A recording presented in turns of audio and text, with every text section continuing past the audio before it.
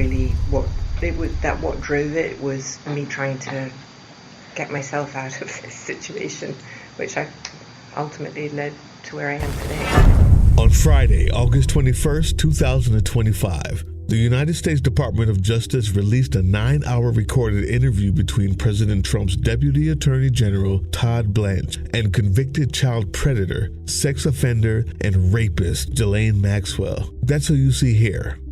According to the multitude of victims who were abused by her and her predator partner Jeffrey Epstein, Maxwell's only job was to find underage girls, bring them to their future abuser, or turn them into even younger recruiters of even younger girls to become future victims themselves. An operation like that does not go unnoticed by the people around them. One of those people was a man named Paolo Zampolli, the subject of this docuseries. But Ghislaine, she remembers it a little bit differently. And for any of the names we've talked about today, and then tomorrow we'll talk about some more, but for today, do you recall having any conversations with anybody else where they reported to you that they had seen something that one of these individuals had done, whether someone else that works with Mr. Epstein or somebody that observed something? If anybody had ever reported anything, first of all, the answer to that is no. And also, I just want to be clear that had anybody ever reported anything illegal or disgusting like that, I would have immediately done something. And I never heard it, I never saw it, and no one ever complained to me, or tears, nothing like that.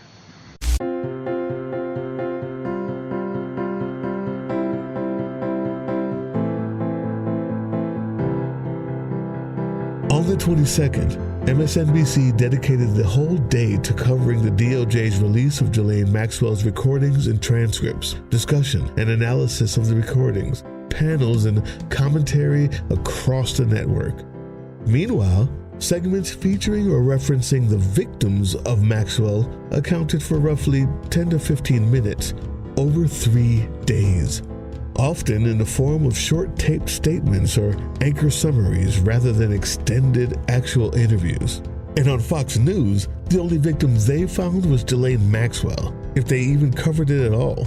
It seems to me that the only time the rich and the powerful believe women is when they're covering for the rich and powerful, but never when they're the victims of the rich and the powerful.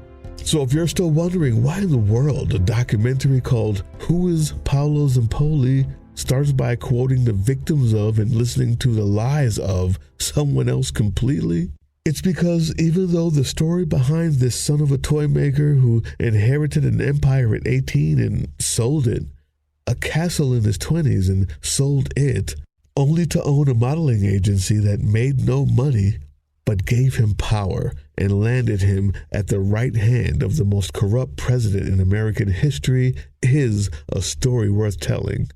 But the answer to who is Paolo Zampolli won't mean anything until we as a society answer the more important question: who will we believe?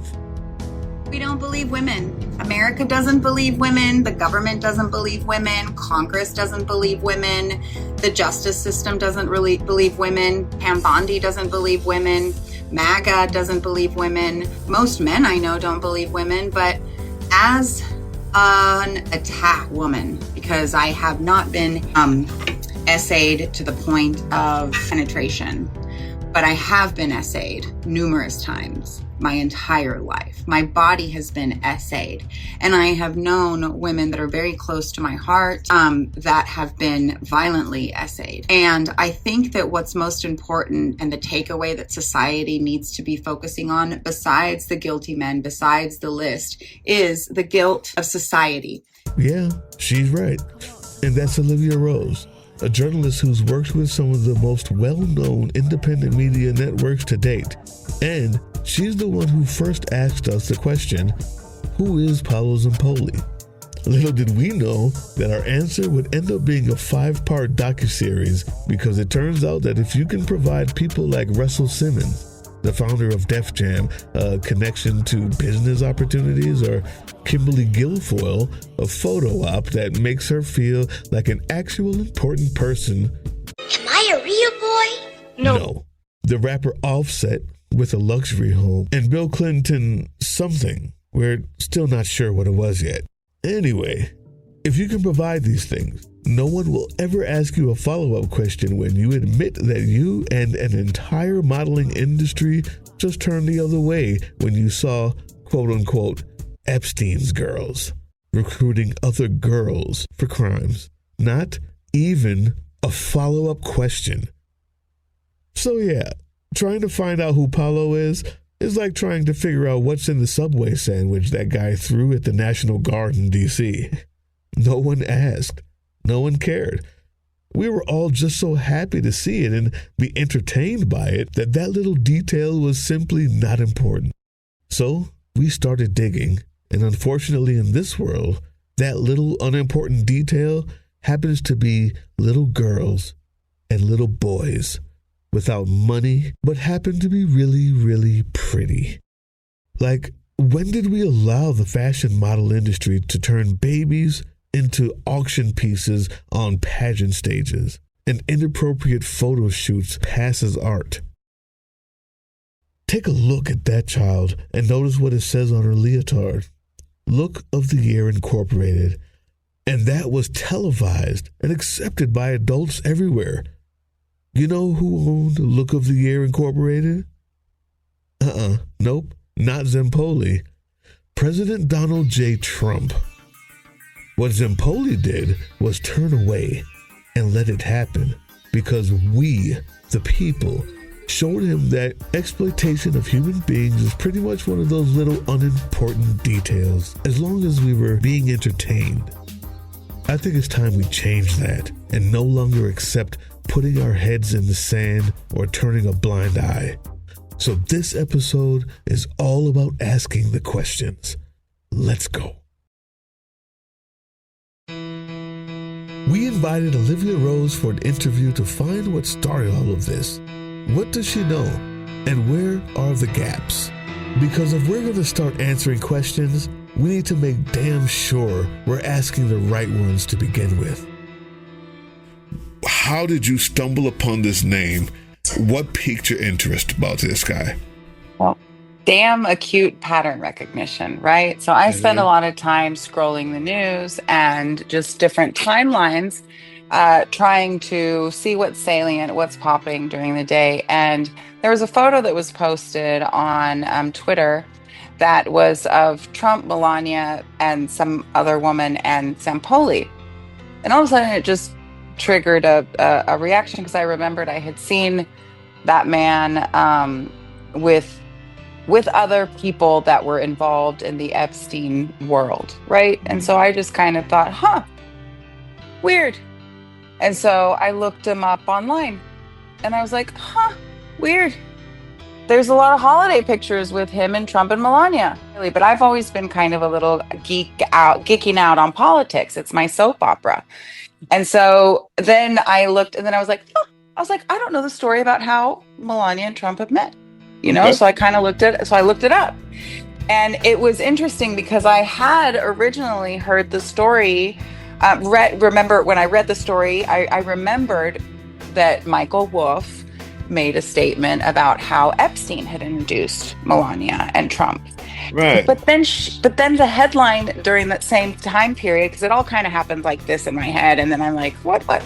These are just internal conversations that are happening. So I just kind of thought, okay, well, she's suing the Daily Beast, saying that Epstein didn't introduce them, and like doubling down on this Zampolli guy. And then so I looked him up, and I was like, the only article that I can find from this guy is one where he's self-clouding about like introducing them. Who introduced Melania to Trump is still iffy. Melania says it was a meeting at the Kit Kat Club, and Zampolli says he was the one. But either way, Zampoli's right. Because while he was a partner at Metropolitan Models, Paolo was the one who procured Melania's visa to get to the United States. And an H-1B at that. I mean, really? An H-1B visa is otherwise known as an Einstein visa, a genius visa, when she hadn't even done a major publication spread yet. Questions? So anyway, so I just feel like it sounds like a wild story, and I don't know why like it matters who introduced you to your husband, and I don't know why it's better that an ID, ex modeling agent who, hung out with your husband, now husband, who then was dealing with beauty pageants for girls, which now we know, like some of the recordings that have come out and stuff, like unearthed, footage and whatever testimonies from the women. Like, if we just believed women, we wouldn't be asking these questions, right? But I just wonder, like, I mean, who's the guy that introduced them? They're super friends. He was a real estate agent. He worked for the Trump organization. And here's another one. How does one go from being an agent for models who barely get booked, and that's Vanity Fair saying that, not me, to becoming a real estate agent for the wealthy and the connected?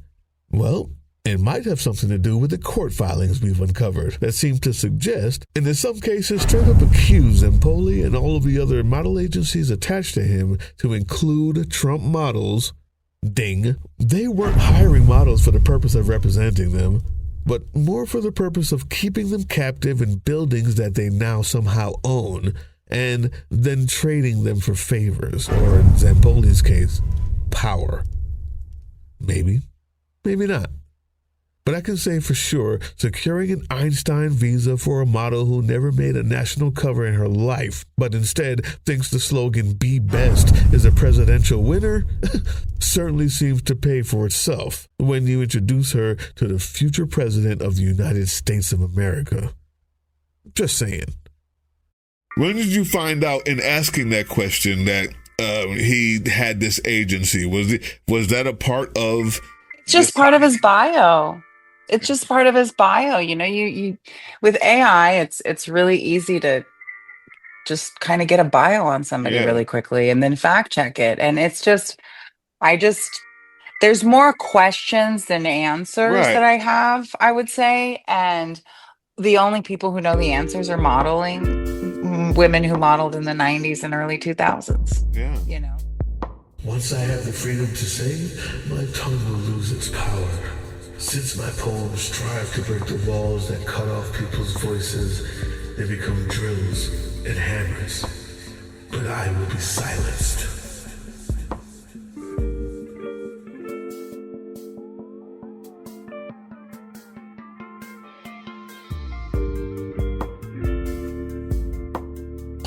That was an excerpt from a poem called "Because I Will Be Silenced" by Ha Jin. It's fitting here, because when Olivia says the only people who know the answers are women who modeled in the 90s and the early 2000s, it's not meant only to be a statement of fact. It's a statement of acknowledgement. It's an answer to the original question. Do you remember? It's not who is Paolo Zampolli. It was, who do we believe?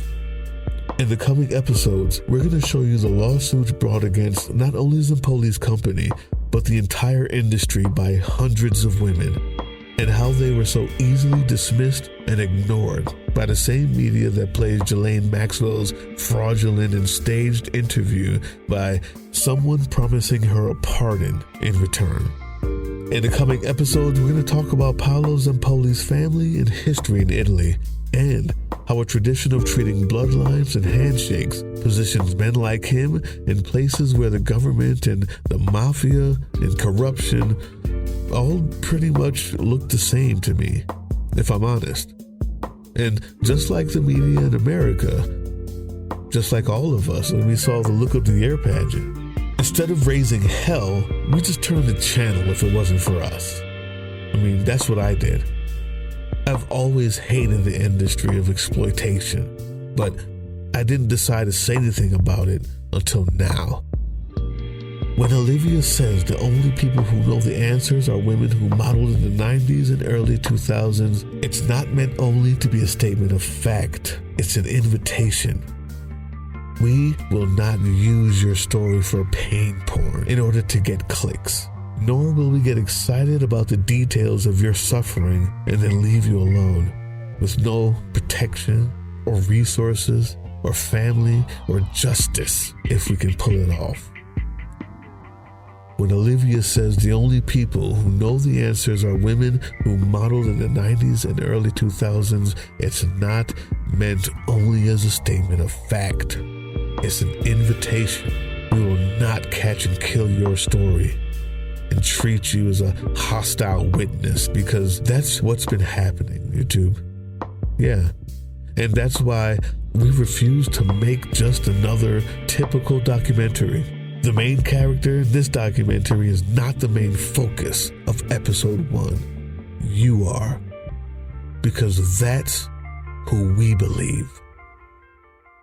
Like, okay, I'm a journalist. Like, I have a BA in journalism. And so Catch and Kill is basically something I experienced being a rape survivor advocate in a foreign country that fights fascism, Mexico. It's a democracy, but really we're kind of fascist. Wow. And so there's just not very much justice. There's a lot of open bribery. And it also happens in the United States. Like, Brock Turner is like seared into my brain forever because he, raped a woman behind a dumpster, and it was just seared into my brain forever because the judge made an excuse and was like, he's a young man and he made a mistake and it shouldn't define the rest of his life, right? So it's not just a culture and Wow, yeah. in non-quote first world countries or whatever. It's in every college it's a culture campus. everywhere, and it's on every college campus. It's in every patriarchy. It's the patriarchal structure and the foundation of even marriage is of making a woman property. Yeah. And so I think that there's a confusion about the way we value a woman's body and the way we feel comfortable, even as men or women, that are putting regulations on a woman's body, knowing that there are no regulations on a man's body, right? And so I think it's the objectification of women that have also enabled the justice system to ignore us and the media to feel justified in ignoring us. And I think that that's why women don't come forward, right? And so when that few percentage of women finally gets to the surface, right? Like the victims that take the re-victimization part off and they're like, okay, I'm in a cloak of survival. I am on fire. Like, I'm a phoenix risen from the ashes. Like, I want to get justice. Like, I'm going to go to the media. I'm going to tell my story. Like, the justice system failed me, but the people won't, and you as like a survivor, like Phoenix, that is like blinded with what your survival instincts, Yeah. right? That's what's kicking in when you're like trying to reach for justice. And I understand what the whole no justice, no peace thing means after being an advocate for rape survivors, right? And so it really is, you finally get the interview, you finally open up, you get them to believe you, you form a bond with this person. And I'm speaking like I didn't have to do any of that. I got justice and it was great. The guy went to jail. Like, I had little therapy about it. I was 13, and I think that that's why I've been fierce ever since. But then I've had to hold the hand of people that I really love. And you realize it happens to more women than you know, right? Once you're in it. And so knowing the few percentage of women that finally make it to the surface and decide to go to the media, like I said, they build rapport, tell their story, then they know it's going to be printed. They feel exposed. They go through the trauma after an interview. Like, the interviewer just like stops and then goes and edits. Yeah. The woman who shared her story is broken for days Yeah. afterwards, and she's re-traumatized and re-triggered. And I don't think that the media has been grateful enough to the survivors that speak up. And I've come up with a new term, and I don't know if it exists, but it's called pain porn. And that's kind of what I feel like is being sold when we're being given those stories. So the catch and kill is basically you get all that out, and then you as a survivor go home and think that your story is going to be published, and you wait. Oh, And you wow. wait. And you wait. And then the editor, the reporter takes it to the editor, right? And then the editor is like, oh yeah, green lights the story, let's do it. the reporter puts in more work, more investigative stuff, which kind of, with sometimes if you're going on the record, exposes the survivor. And then the editor, once they get everything approved and slap a title on it, they take it to publishing, right? And then the publisher gets to make a decision. Well, sometimes the publisher calls the person that the story is about and says, yo, I got this story about you. We're going to do this and that. And there's a huge negotiation. And it's even in the, I think it happened to Virginia and her sister, two of the victims of Epstein, that I think it was the Vanity Fair article, and it's in the Netflix documentary, but that's kind of what happened, right? The terminology for that is catch and kill. And it's done on the production side of journalism. And it happens all the time. And that, anyway, there's not enough safe spaces for women to exist, right? Like in that safe space of bravery, because it takes so much bravery to get to the point of speaking up and of becoming the woman with the rape banner, right? In your local community, on national media, which you already knew was going to happen, so at least you'd like them to put the real story out there. I mean, I can't imagine that. You already knew that's going to happen, because coming out, like you said, you're rising from the ashes. You know it takes a certain amount of bravery just to do this, to say this, right? And then you go there, you do it, and then you find out 2 months later, oh yeah, it's not coming out. We're just going to kill that story. So the people who knew that you were going already are looking at you crazy. You already feel you have to live with that story over and over again as you've been telling it. And hope is shattered. Hope is shattered, right? And absolutely shattered. And so no justice, no peace. And that's kind of, once a survivor goes to the media, they've already been through the ringer of the justice system. Yeah. Which is why you need actual empathetic, real, decent people who aren't owned by others in independent media to be running stories like this, which is why I wanted to do it. We have to end that stuff. We've got to end that stuff. And if you were in any of those things, you can let me know, and it will come out. And if you don't want it to come out, that's all right too. We've got to become a safe space. Or find each other. Or find each other. Like, I hope that the women that have been let down into silence can feel what some of us women creators are doing. And like, I have a little group of women, and we call ourselves Queen Talk, and we talk every morning at 10 a.m. on Instagram Live. We make it really easy. There's zero production, zero pressure. It's just a chat. We usually have like 300 people chime in and out. I mean, it's not that bad, but it's kind of just one of those like outlets, because we're getting to know each other as mutuals, right? And there's a culture amongst creators now of accepting collabs that we didn't used to do. We used to be more territorial about our feed. We used to be more curated. But now that we're trying to fight against the MAGA regime and fascism is like upon us, we've all kind of like, I mean, I messaged people. Rosie O'Donnell, accepted a collab from me. So like, I mean, it's like you never know, because like, we're all Americans, right? Yeah. And the ones that have the light on understand what we're doing, and they'll recognize greatness. And so like, I mean, if I may just like plug creators, like find your voice and like become, like post it, whether you're a survivor or a fighter or an ally or part of a marginalized group, like whatever you are, there's a place for you in this resistance, and you will give more people than hope.